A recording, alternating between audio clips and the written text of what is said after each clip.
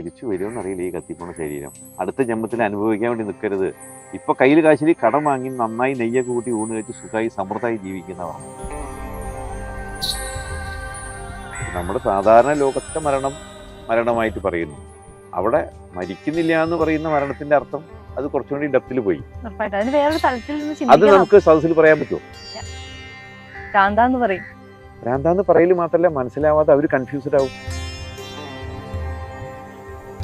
ബ്രാഹ്മണന് ക്ഷത്രിയന്റെ സ്വഭാവമോ ക്ഷത്രിയന് ബ്രാഹ്മണന്റെ സ്വഭാവമോ ഉണ്ടായാൽ എന്താവും? ഒക്കെ തകടം പറയും. ബ്രാഹ്മണന് വിറക് വെട്ടലല്ലേ ജോലി, പൂജ വേദം. ക്ഷത്രിയനോ അടുക്കളപ്പണിയല്ല. അപ്പൊ അവന്റെ ഭക്ഷണ രീതി, അവന്റെ കുലാചാരം, അവന്റെ ധർമ്മം, അവന്റെ ആരാധനാ സമ്പ്രദായം ഒക്കെ വ്യത്യസ്തമാണ്.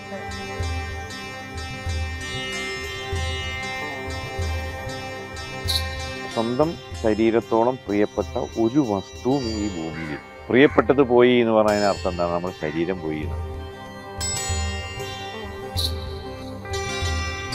ആത്മശാന്തിക്ക് വേണ്ടിയിട്ടുള്ള അത് സത്യത്തിൽ അങ്ങനെ ആത്മശാന്തിക്ക് വേണ്ടി അവർക്ക് കർമ്മം ചെയ്യുന്നത് വലിയ വലുപ്പമായിട്ട് പറയുന്നതിലൊരു കള്ളത്തരാണ്.